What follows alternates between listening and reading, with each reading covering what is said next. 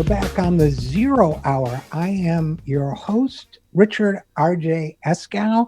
My next guest is a good friend of the program. He's been on a number of times. We always look forward to having him, but never before have I been able to introduce him as someone who, for a brief shining moment, was one of Trump's favorite social media pals. Maybe that's going a little too far, but Max Blumenthal is an award-winning journalist. He is the author of a number of books, including Goliath and his latest, The Management of Savagery. And he is co-founder and something like managing editor of The Gray Zone. That's thegrayzone.com. And he joins us once again to talk about a couple of things. So first of all, Max, thanks for coming back on the program. Thanks for having me back.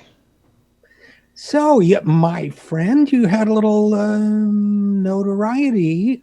Well, little, not that. You got retweeted by Donald Trump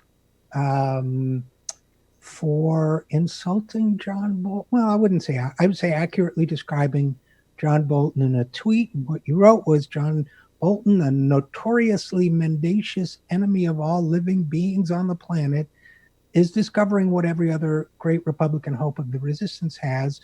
Liberals will eagerly lap up any piece of hysterical Cold War propaganda if they think it can be leveraged against Trump. Something I found very true. In fact, I had written, and it was published at Common Dreams, a piece on precisely that topic, but without the effect that your tweet had, which was briefly to have been retweeted by Donald Trump, which must have surprised you, eh?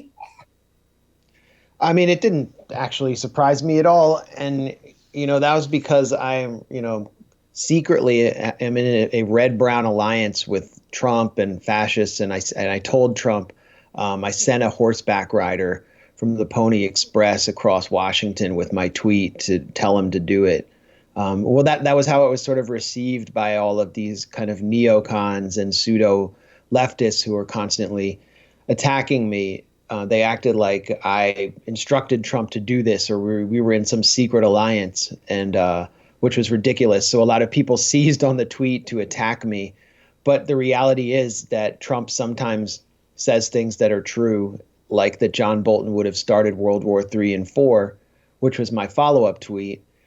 And yeah, maybe I'm in an alliance with Donald Trump against John Bolton. I think John Bolton is actually morally inferior to Donald Trump. He's one of the most dangerous people on the planet. And when Donald Trump hired him, it was a terrifying moment. So, yeah, I said that, and I wasn't actually that surprised that Trump picked up on it, that, one of those social media people told Trump, here's a guy on the left who says the same thing as you about John Bolton and is mocking all these liberals for loving this warmonger. But I mean, when I woke up and realized that Trump had retweeted me and that I was at the center of this like international incident, I saw an opportunity in it as well to troll Donald Trump because I was on his timeline. Actually, my friend and colleague Aaron Mate gave me the idea of changing my name so that I could just basically hack Donald Trump's timeline and put any message I wanted onto his timeline. So I just changed it to, U.S. sanctions kill kids. Then I said defund the police. I changed my name to Free Palestine, Fire Jared, referring to Jared Kushner, the author of The Steal of the Century, which is now, set to annex parts of the West Bank. And I just kept rolling with it. And my Trump left my tweet up for the whole day. So I was just basically turning his timeline into my own Max Blumenthal autonomous zone and just spray painting graffiti all over his walls. And then at the end of the day, he finally unretweeted me, which really didn't show up in many of the, smear pieces that went up about me for being retweeted by Trump. Like, for some reason, the whole Israeli media felt compelled to cover this story because, I've written that. Yeah. Yeah. So, Haaretz, I think, Times of Israel, a couple other places. So, but here's, my reaction to the reaction was that they were proving your point and proving my point, which I made in considerably more than 260 characters, which was that and I didn't put it this way, I probably should have, but that there's a kind of binary logic, right? That says there are only two sides in this whole world, and that's pro-Trump and anti-Trump. Trump is the axis on which the entire planet spins, and therefore, what that leads to for a lot of liberals and Democrats is the classic you're either with us or against us. The very thing that they once condemned in George W. Bush before he became a hero of theirs for opposing Trump. You're either with us or against us. And by being. No, go ahead. Well, they also, liberal anti-communists always, talk about this Stalinist point of view that you're either a revolutionary or a reactionary, as they embrace that perspective. So, and I think that the idea I think we've talked about this before. I know I've written about it before, you have, but this idea that what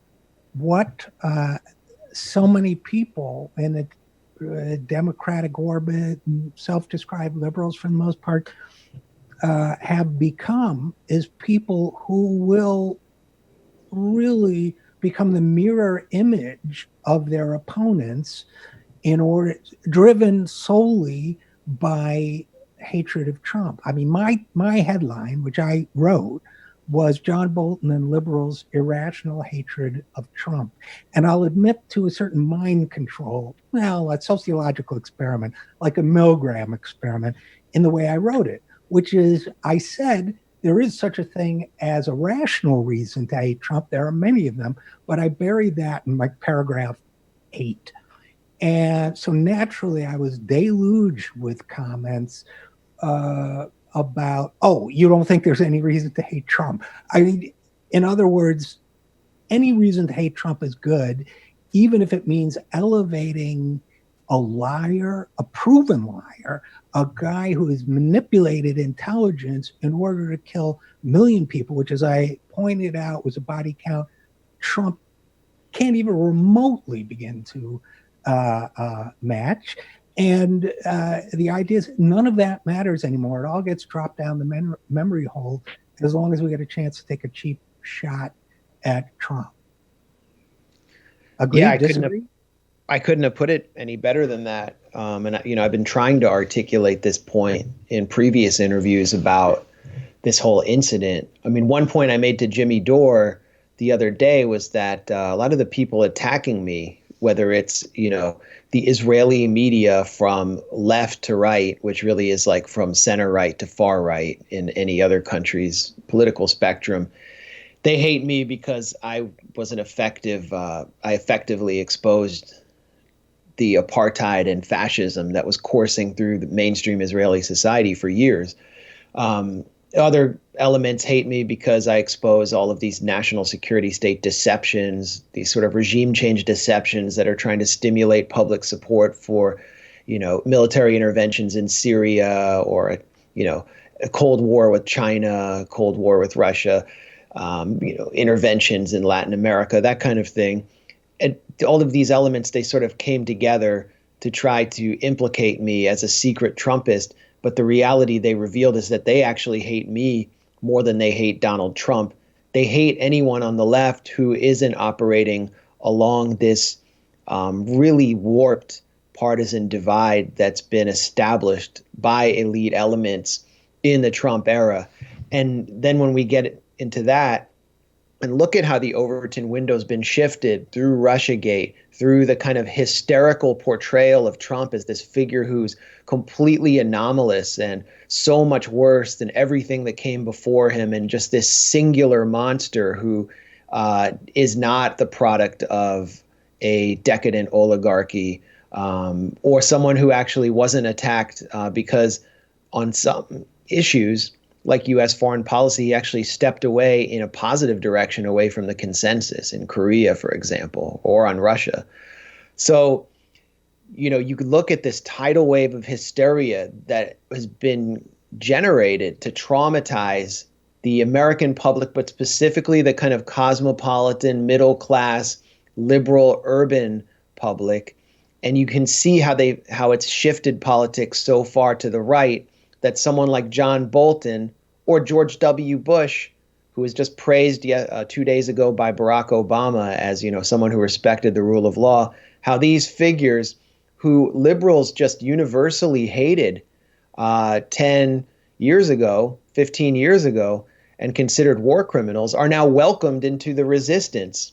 And you have figures like Bill Kristol, who helped bring about this nightmare that we're in behind the scenes with all of this money from billionaires kind of pulling the strings of the resistance. And you have neoconservative columnists like Jennifer Rubin at the Washington Post helping to shape the narrative of the so-called resistance. I mean, we've been talking about this year after year after year, but it really kind of culminated with this moment of Trump retweeting me over John Bolton, and everyone sort of acting as if John Bolton is not fair game.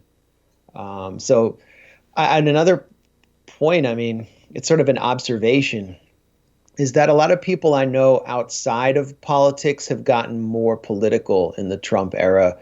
People particularly who are in like the entertainment field, comedy, music, and, I've noticed some political people who I considered to be more left-wing, even anti-imperialist, who became like immersed in those worlds and wanted to seek opportunity in the Trump era or get more credibility in the Trump era. They fell into this narrative. They've fallen completely into this narrative, and they've sort of lost the plot. They don't understand the forces that are guiding this country anymore into the abyss. They've completely focused on Trump as a personality. And if you look at, comedians, for example, they're to the extent they were funny at all, look at Stephen Colbert or Jon Stewart. I mean, the problem is that they can't be as funny as Trump, whether Trump is unintentionally or intentionally funny. These guys have completely lost it. You had Stephen Colbert basically shining John Bolton's shoes and saying, Trump is controlled by China's Xi and Russia's Putin. He sounds like John Bolton, even crazier. And today, Jon Stewart tweeted, let's call Donald Trump Swampy Don, get it trending. Like, that's not funny. That's like embarrassing. It's like is it a parody of him? Trevor Noah, that guy's not funny. None of these late night comedians are even remotely funny. And, Stephen Colbert, he was kind of subversive during the Bush era. So everyone's brain has been hacked in the name of opportunism. They've been traumatized. They're incapable of thinking politically or in terms of political economy, looking at the structural basis of the system that produced Trump. And so here we are heading into an election, and Trump will likely, it seems like the odds are on him losing. But what comes in after Trump will, in my view, be kind of this alloyed or amalgamation of neoconservatives, liberals, and pretty much everything to Donald Trump's left, from the Project for a New American Century down to the Center for American Progress, and anything to Bernie Sanders' right. So that doesn't look very promising to me as a replacement for Trump, especially after this moment in the streets in the U.S. where people are really crying out for some kind of systemic change.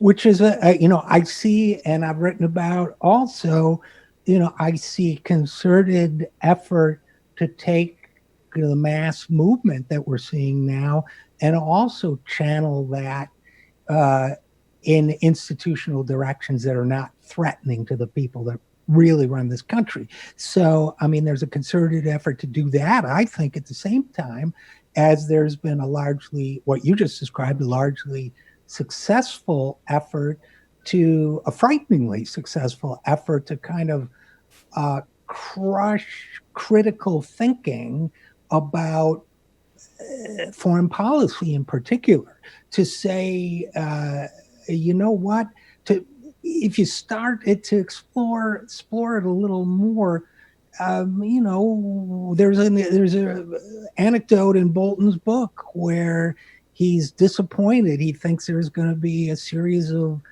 drone attacks, and so he's disappointed when Trump calls off the strikes at the last minute after learning they'd kill up to 150 people. Quote, too many body bags, Trump told him, quote, not proportionate. There's an anecdote where whatever you think of Trump as an overall human being, and my view is not complimentary towards him, he's way more humane than Bolton in that anecdote.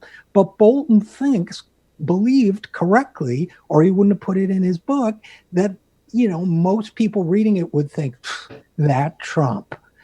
Do you know what I mean? I mean, that's an insane section.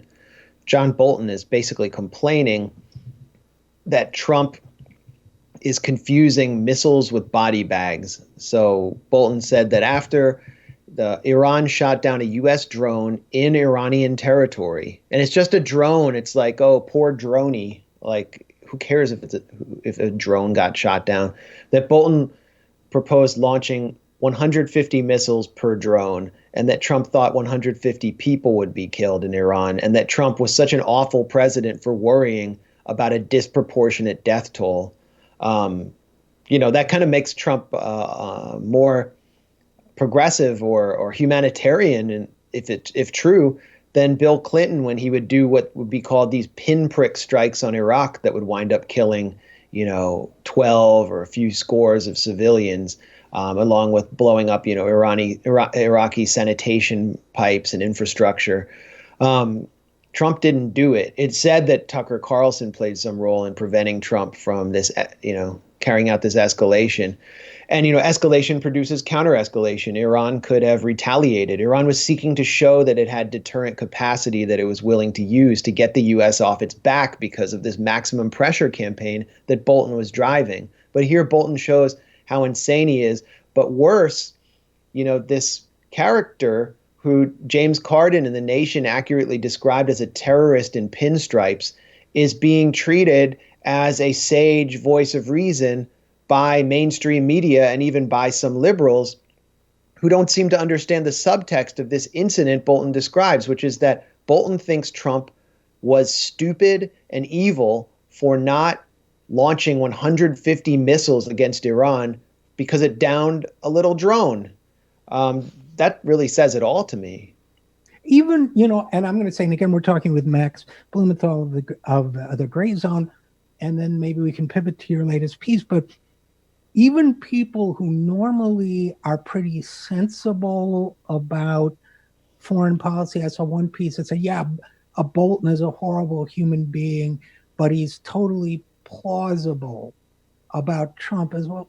If you've literally manufactured intelligence in order to trigger a war that you've been advocating for many years, in my view, you're not really credible about anything.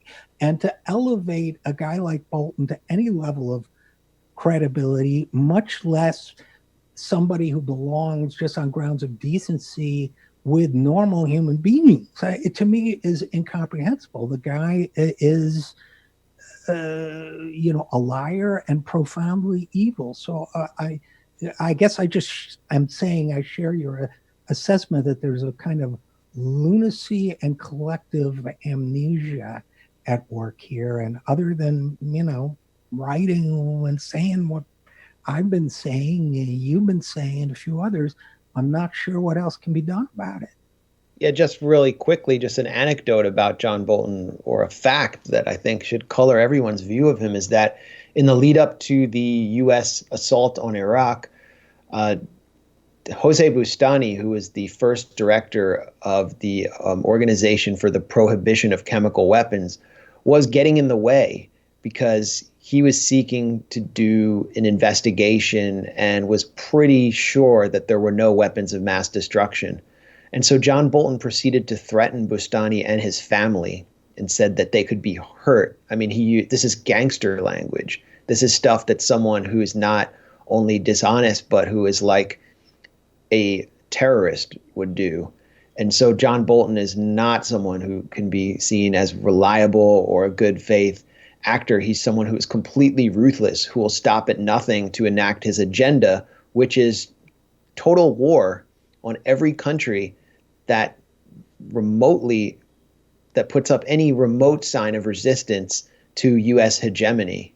And he would happily, as I've said before, he'd happily ride around the world in a sort of nuclear-proof RV, just gazing out at the ashes of civilization and what once was, if he were the last man standing and still had some kind of think tank fellowship. I mean, he's absolutely insane. I've actually met him. And during this encounter I had with John Bolton, where we were on, in Dulles Airport, where they have those shuttles that take you across the airport. It's one of the worst features of one of the worst airports.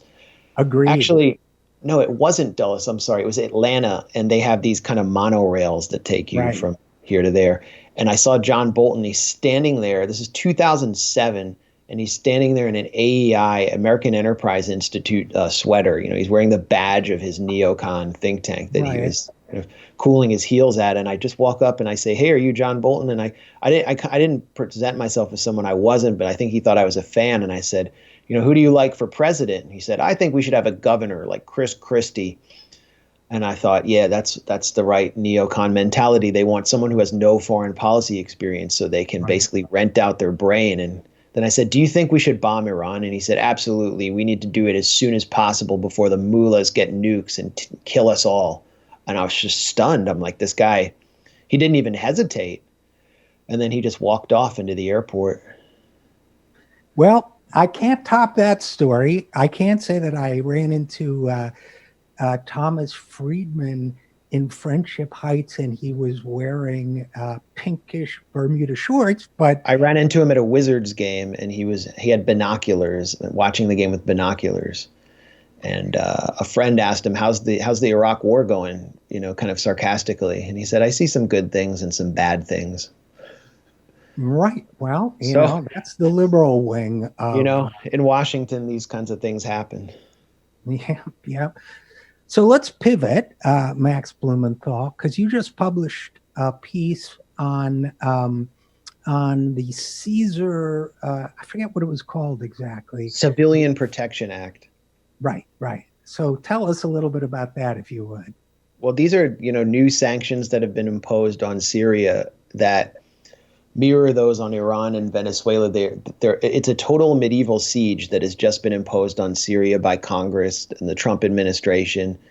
And there are promoters of this siege in Washington who predict that they'll cause a famine, who note that they're already destroying the currency, that people who live on monthly government salaries can only afford one watermelon a month. And they're happy about it. They call it an opportunity because they're seeking to promote regime change after failing in a multi-billion-dollar proxy war that drove an unprecedented refugee crisis and caused hundreds of thousands of deaths. So this is their new effort. These sanctions aim to prevent countries like the United Arab Emirates from normalizing with Syria. Any company or country or person that seeks to do business with anything controlled by the Syrian government is subject to sanctions and travel restrictions by the U.S. government, which controls the world financial system. And so basically a act that's called a Civilian Protection Act is going to do the exact opposite of that and terrorize civilians. It's already happening. Previous incarnations of this sanctions bill, the Caesar Sanctions bill, have seen Syrians die because of deprivation, inability to get cancer drugs, dialysis, other medication. Children's malnutrition is rising in a country where Over one third of the population is under the age of 14. And so, all these people, what I did in this piece is show, number one, how cruel the sanctions are. Number two, how the people who lobbied for these sanctions and constructed them have been saying for years that they aim to liberate the quote unquote Syrian people. And now the mask is off and they're just like happily killing them across the board, no matter what they think of their government. And number three, that Caesar, it's not about Julius Caesar. This is not, the little C's who used to be like Notorious B.I.G.'s hype man. This is a code name for a whistleblower, supposed whistleblower who came out of the Syrian military as a photographer with a supposed file of photographs showing industrial Holocaust level slaughter of Syrian civilians. That entire story appears to be an intelligence deception and a fraud, and therefore these sanctions rest on a series of lies that will only do the opposite of what they claim to do, which is protecting civilians. So if you break out this story into its component parts, one of them is the American people, Max Blumenthal, in my view, have been somehow sold the idea without much pushback that sanctions are somehow not a form of violence against helpless civilian populations, especially children and the vulnerable, the disabled, the elderly, and so on, that somehow it's a kind of a peaceful a way of applying pressure, quote unquote, but that quote pressure, and that the theory would be then that the quote unquote pressure would lead these civilians to rise up and overthrow or replace their governments. But first of all, it's not pressure, it's violence leading to death. It's just not carried out through direct killing, it's carried out through depriving people of food and medicines, so, and other Yeah. things they need, right? So this is a deception that, to me, there's almost no political debate about the inhumanity of sanctions in general, except that I remember when Lancet or one of those medical journals published that 500,000 children had died in Iraq because of sanctions led by Madeleine Albright, that there was pushback. Maybe it was only like 80,000 or something, as if starving 80,000 children to death isn't a war crime and an abomination. So I'm baffled, whether it's Syria or going all the way back to the sanctions against Saddam Hussein, why this isn't characterized accurately as waging war against helpless civilian populations. Well, I think you answered the question rhetorically, but the idea behind sanctions, and the reason they're applied so freely and flagrantly is because there is no political cost at home. There's so few domestic repercussions that any American leader has to consider. That one exchange with between Leslie Stahl and Madeleine Albright, that is sort of etched in the memory of every anti-war activist, where Madeleine Albright said that she thinks it was worth it, the deaths of 500,000 Iraqi children. And how did they die? Through deprivation. They were excess deaths. I know the number's been disputed, but Madeleine Albright didn't dispute the number. She just said, it's worth it. Yeah, let's kill 500,000 kids just so we can do regime change. I am a psychopath. That also showed that the media at that time was willing to ask questions. Now they're not. Basically, what enables sanctions is that an entire country that resists U.S. hegemony, or an entire government, is reduced to one evil-doing strong man at the top, whether it's Putin, Kim, Assad, Maduro, whoever, and they're all lumped in together as this kind of axis of authoritarianism. Every flaw or imaginary flaw is pumped out through the media, and then sanctions are applied after evil doing is supposedly confirmed by the US media. The public just shrugs or says, this needs to happen. They don't have to worry about American troops coming back in body bags. And then when people begin to die, when migrants begin to flow out, whether it's Venezuela or Syria, sorry, I have a helicopter, the evildoer is blamed. And, he's blamed for a whole, one-sided slaughter. And sanctions are never mentioned by the media or understood. Their role in tanking entire economies, I mean, just completely taking the bottom out of economies, is scarcely ever even mentioned in passing by U.S. media when they describe these humanitarian crises.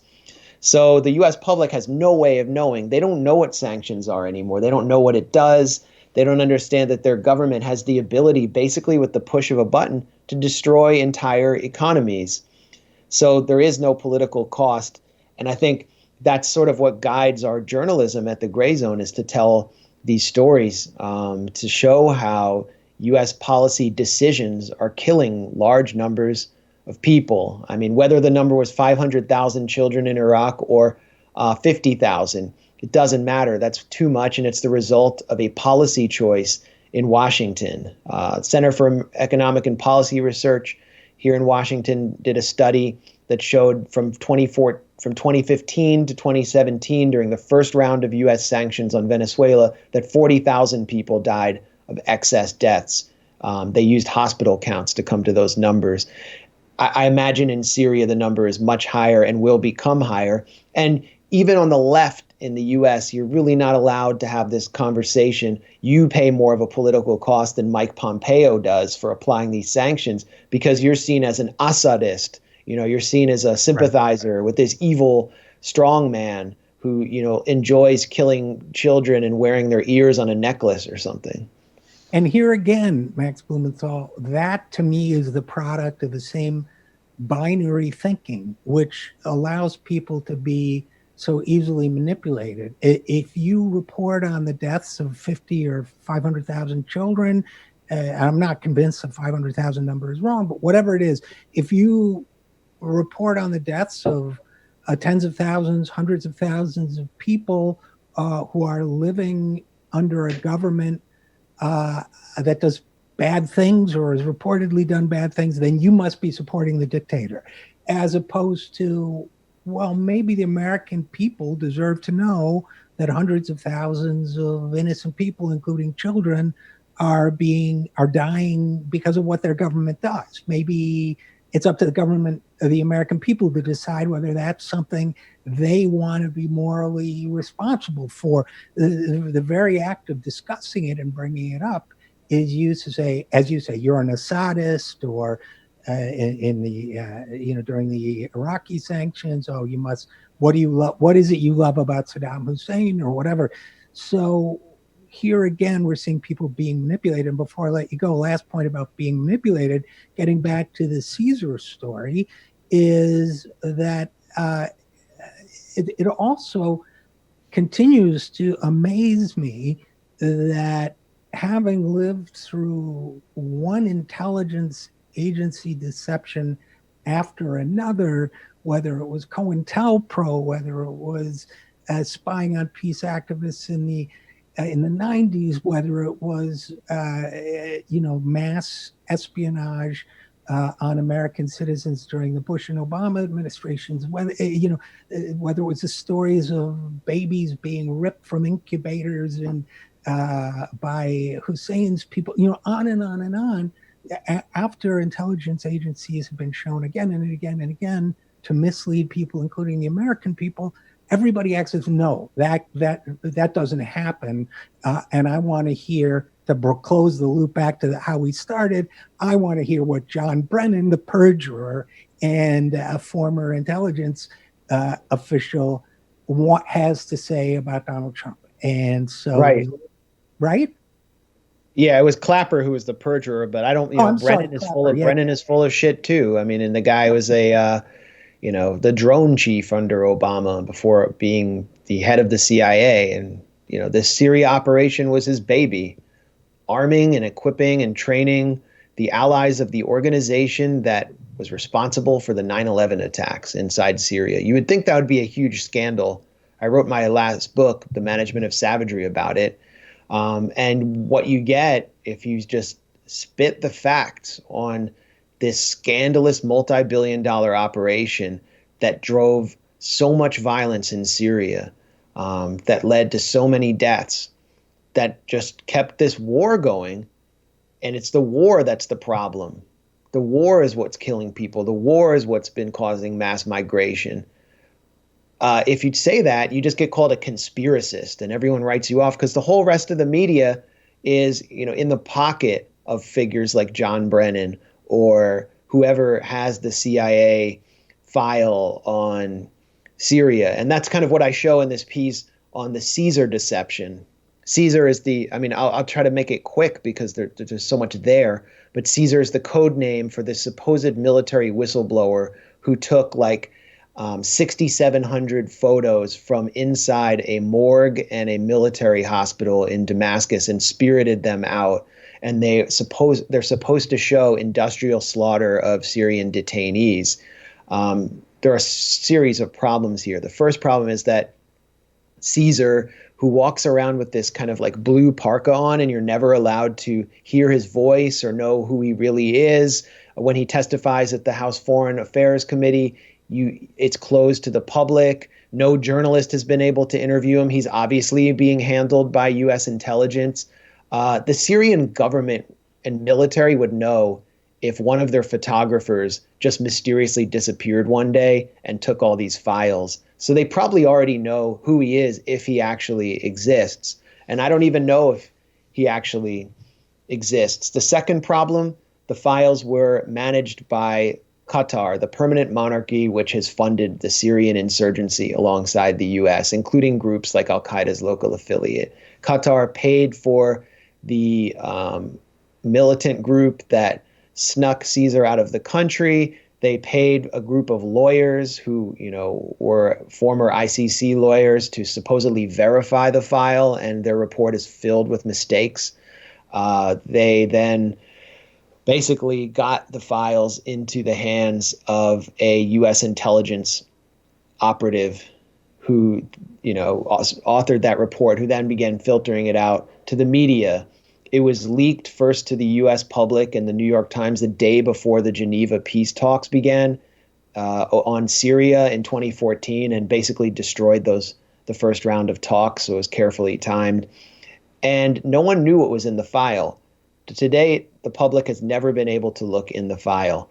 They next went to the Holocaust Memorial Museum, which is a heavily politicized institution. It presents an important site to observe the history of the Holocaust, but it's been politicized through funding. Its committee of conscience hosts figures like Elliot Abrams, the former DHS chief Michael Chertoff, Stuart Levy, who's the architect of U.S. sanctions policy. These people, these monsters, are on the committee of conscience. And so the Holocaust Memorial Museum opens up an exhibition on Caesar. It only reveals 10 of the photos, however. Only 10 of the photos are made public by late 2014. In 2015, the file goes to Human Rights Watch, this human rights group run by the regime change happy Ken Roth, who's its director for life. And those investigators in Human Rights Watch realize that of all of these photos, at least 50% of them show Syrian government soldiers who've been killed by a very violent and brutal armed opposition. They also show many people who've been killed by car bombs, in car accidents, from common injuries. But most of them are combat photos. These aren't a collection of photos that show thousands and thousands of people who've been industrially slaughtered in prisons. Human Rights Watch discloses that in a footnote in its mega report, and then even says, we are not investigating what happened with the government soldiers. We're only going to look at the other side, which reinforces the regime change narrative. But right then and there, they've destroyed the entire narrative of the Caesar file. It's a complete and total sham. Human Rights Watch said so, and the investigators and the people who brought it forward lied. It revealed them as a bunch of liars. But the whole mainstream US media doesn't want to touch that fact. They don't want to touch the US intelligence role. They don't want to touch the Qatari role. They just say these photos just happen to come out and here's this brave whistleblower. And we're not even going to seek to interview him. Like, not even friendly media has sought to interview this Caesar character, who, as recently as 2018, was walking around Congress with this blue, like, hazmat suit on, meeting with members of Congress who are going to sign off on this brutal sanctions bill. So here we have another Kuwaiti incubator babies story. You have all of the deceptions, that another Gulf of Tonkin incident. And once again, there's a few other, alternative media sites that have explored this, but, we're among a very few in a very lonely crowd, trying to bring this reality to the Western public at the gray zone. And I would argue that the heat that outlets like you and people like you take is designed to discourage other people from reading what you write, much less writing articles of a similar nature. So we appreciate the work you do, and it can be found at thegrayzone.com. And Max Blumenthal, editor of The Gray Zone, author, journalist, as always, thanks for your work, the work you do, and as always, thanks for coming on the program. Well, thanks as always for giving me the space to talk about that. You got it. And we'll be right back after this. I am Richard RJ Eskow, and this is the Zero Hour.